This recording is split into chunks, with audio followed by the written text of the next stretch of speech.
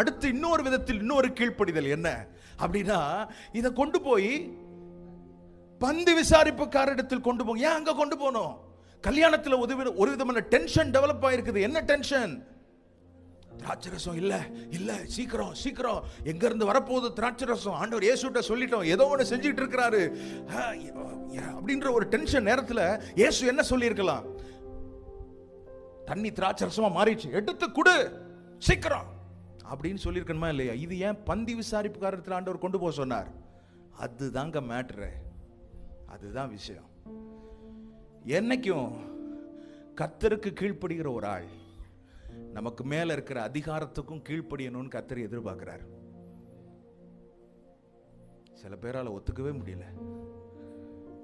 ஆமா, never bypass your master. உனக்கு யார அதிகாரத்தில் கர்த்தர் வச்சிருக்கிறாரோ அவங்கள பைபாஸ் பண்றதுக்கு கர்த்தர் ஒரு நாள் அனுமதிக்கிறது இல்லை.